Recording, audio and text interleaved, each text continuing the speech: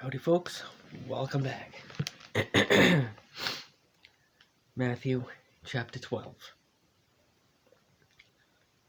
Lord of the Sabbath. At that time, Jesus went through the grain fields on the Sabbath. His disciples were hungry and began to pick some heads of grain and eat them. When the Pharisees saw this, they said to him, "Look, your disciples are doing what is unlawful on the Sabbath." He answered, "Haven't you read what David did when he and his companions were hungry? They entered the house of God, and he and his companions ate the consecrated bread, which was not lawful for them to do, but only for the priests. Or haven't you read the law that on the Sabbath the priests in the temple desecrate the day and yet are innocent? I tell you that one greater than the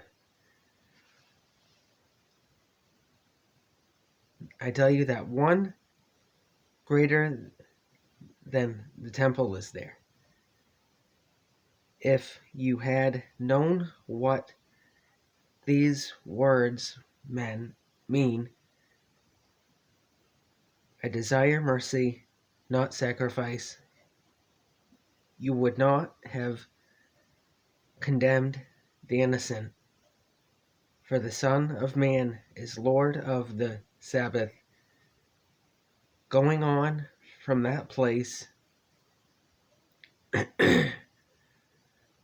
he went into their synagogue, and a man with a shriveled hand was there.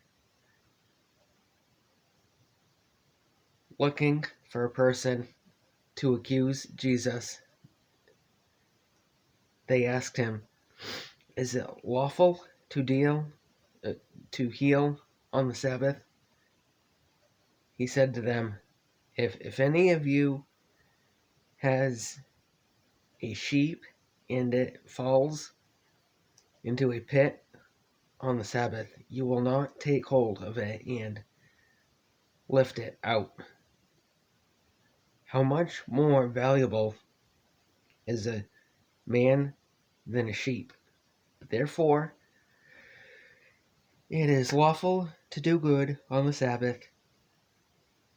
Then he said to the man, "Stretch out your hand." So he stretched it out,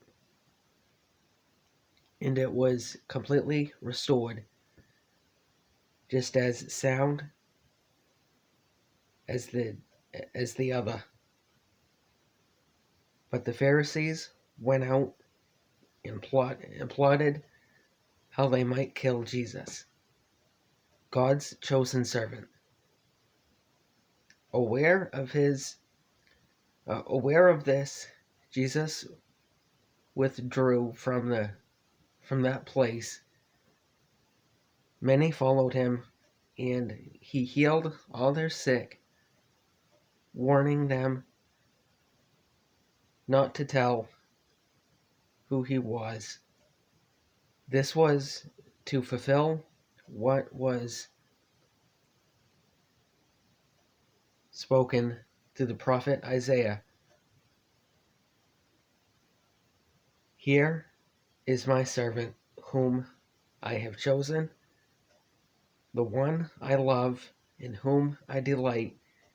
I will put my spirit on him, and he will proclaim justice to the nations. He will not quarrel or cry out.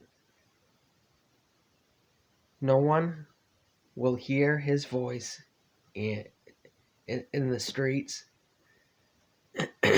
a bruised reed he will not break, and a smoldering wick he will not stuff out. He will not snuff out, till he leads justice to victory. In this name the nations will put their hope. Jesus and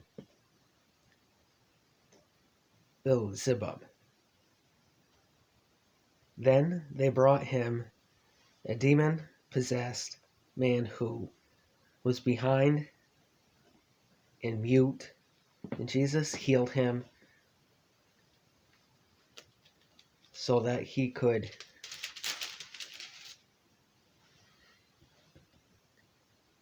both talk and see.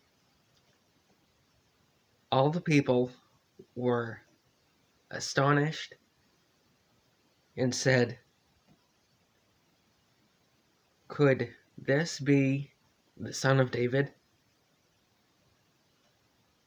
But when the Pharisees heard this, they said, "It is only Beelzebub, the prince of demons, that this fellow drives out demons." And we're going to stop there, folks. We will pick up with verse 25 next time, folks. I want to thank you for watching. Please like, comment, and subscribe, and we'll see you on the next one.